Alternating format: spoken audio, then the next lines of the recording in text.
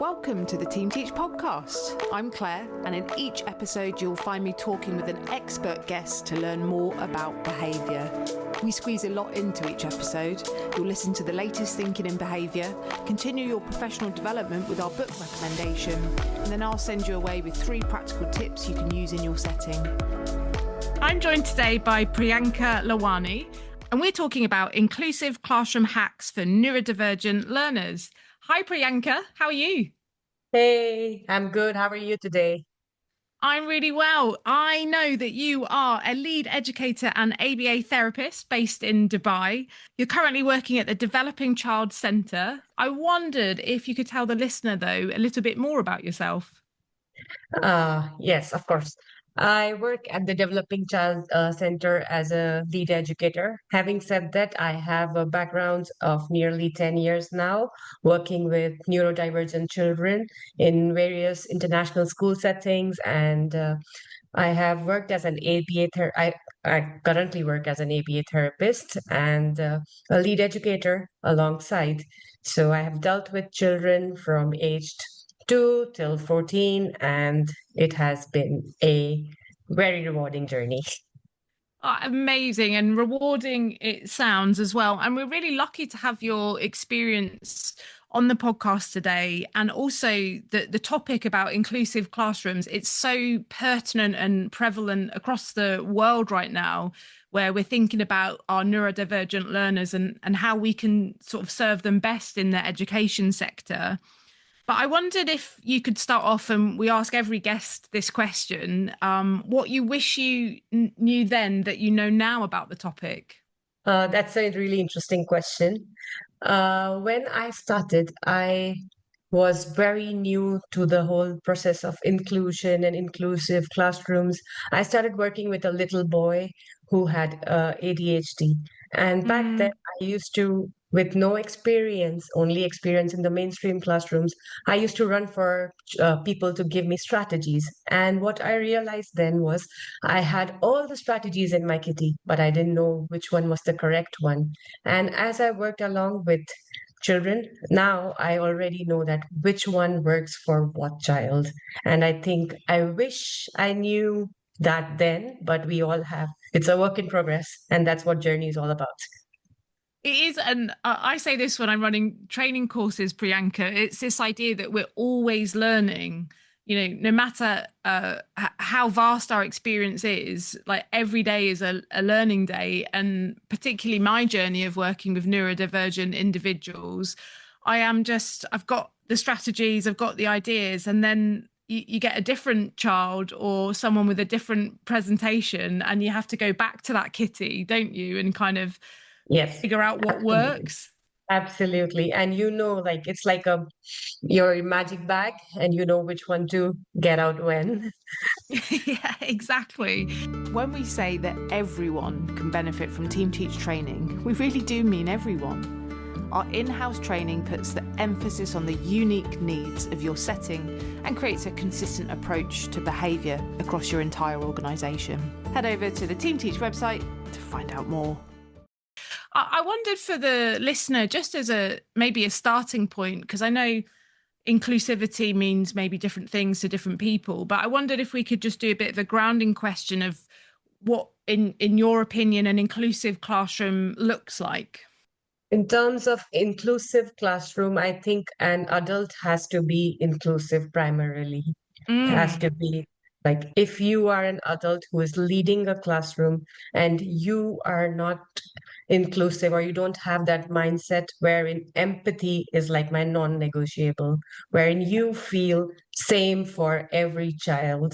I don't want to get into the nitty-gritties of equity and equality in terms of that, but I just feel like when you try to build relationship organically with every child, that's when you actually make a classroom inclusive. Yeah, I really like that. So you can be empathetic, understanding for all the children in your classroom. And that's what inclusivity looks like. Yes, absolutely. The strategies and the hacks would go along that would give you a platform to make your performance better. But when you actually feel genuinely you're empathetic towards that individual, I think that's where you won half the battle. Yeah, and it can be hard though, right? In our services, in our schools, to keep that empathy consistently switched on. But I hear what you're saying, because it's you can have all the tools in the world that are meant to. I'm doing air marks for the listener that Priyanka can see it, but the listener can't. You can have all the kind of hacks in the world, to help individuals, but if you haven't got that overarching value of empathy and understanding, like they're actually not going to be effective. Absolutely. And that's what I have.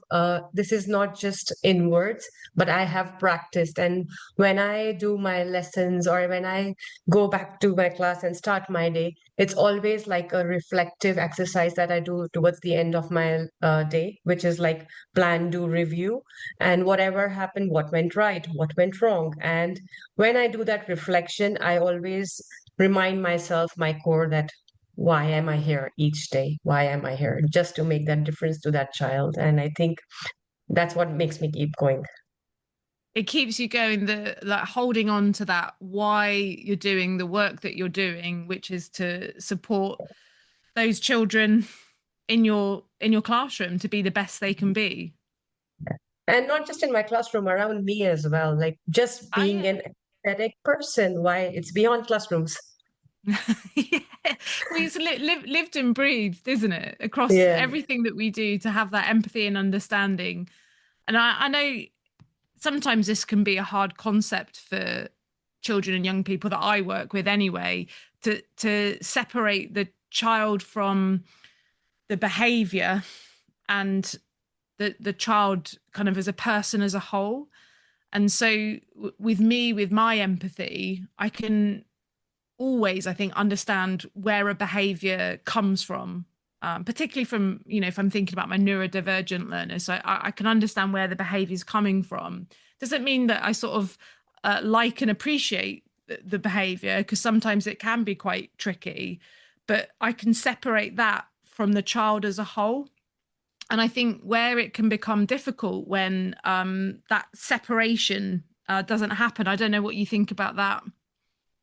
I would say like something that Team Teach also aligns with behavior is communication. Mm, So it's about reading that behavior, putting the right strategies as to what are the triggers, why is this happening, and how can I help is a very important skill that one needs to learn. And I think it absolutely aligns with the team teach concept as well. Your principles, one of those. yeah, And yeah.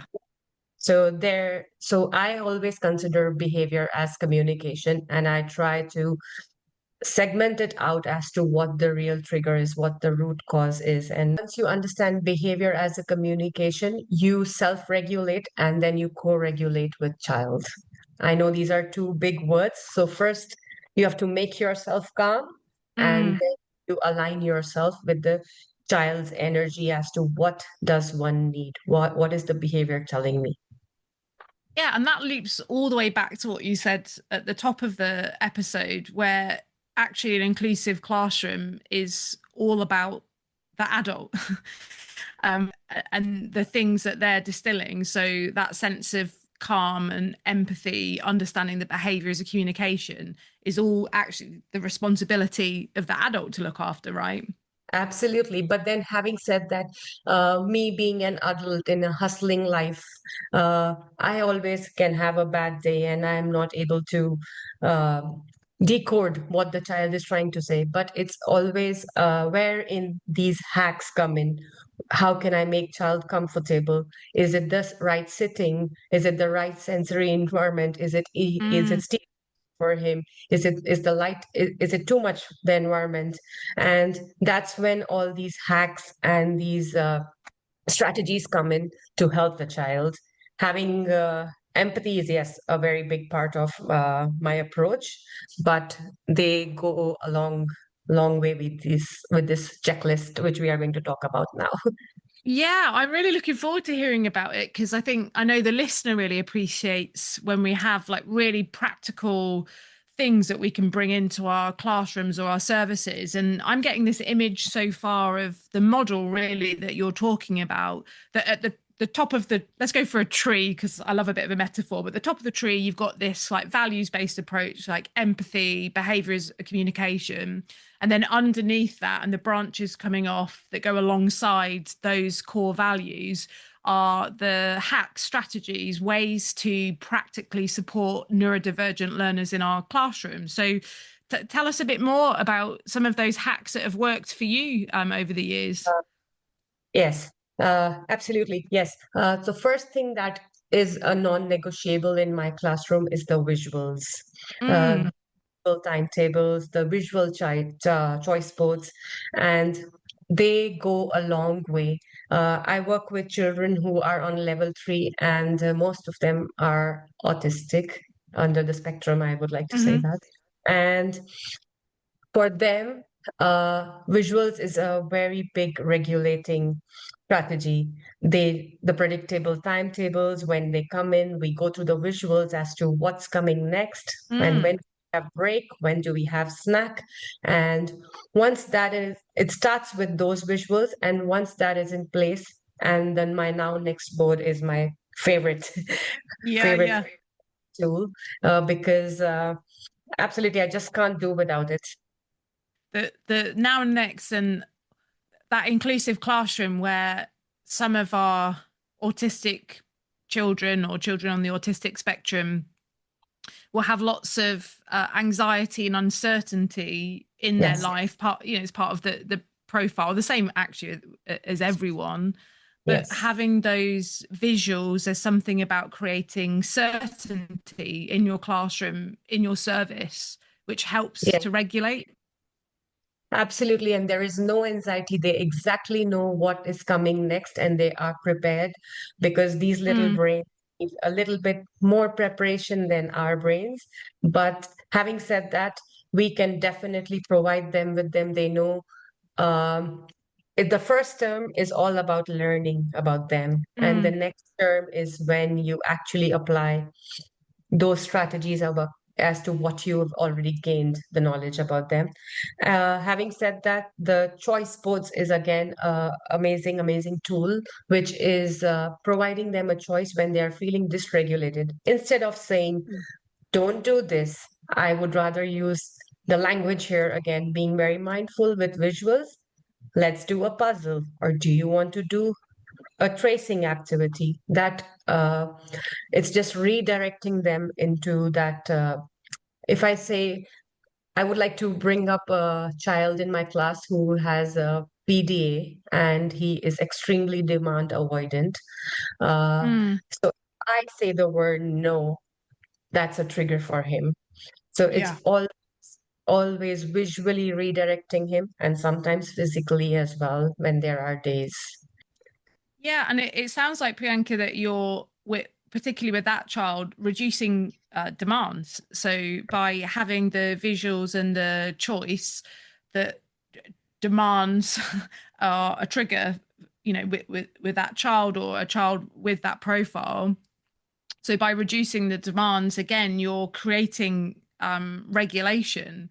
And what I'm finding interesting about hearing about all of this, and maybe it's interesting for the listener as well, that this is all proactive, positive strategies. So they're not reactive. Like these are the things set in stone to keep your class, your children in that regulated state. So it's not reactionary. It's not particularly de-escalation. It is actually proactive strategies.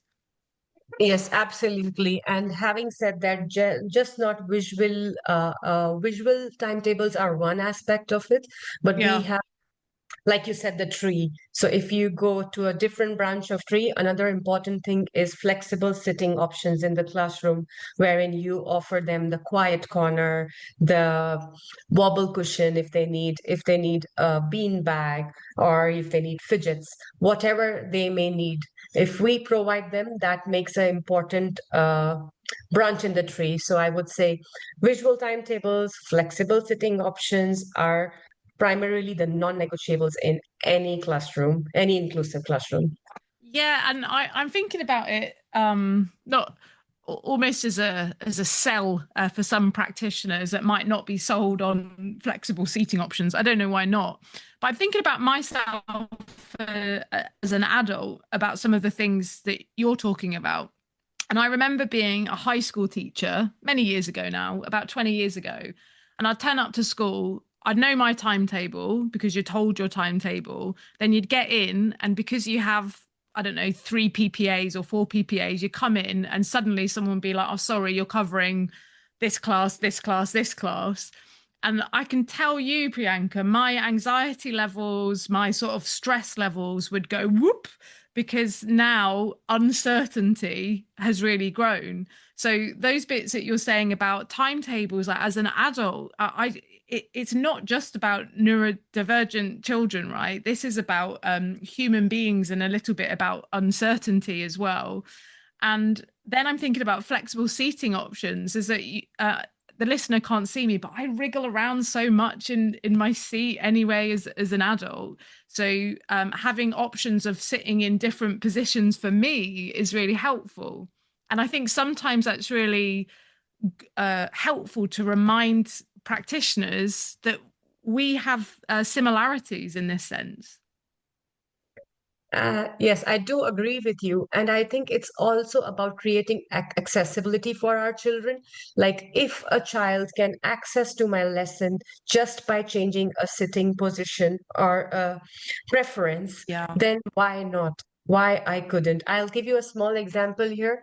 During my class in a circle time, there's this child who struggles to sit on the chair. And when you give him beanbag, he is extremely focused, extremely involved, and in fact he is the one who takes turns and extremely regulated, if I have to say.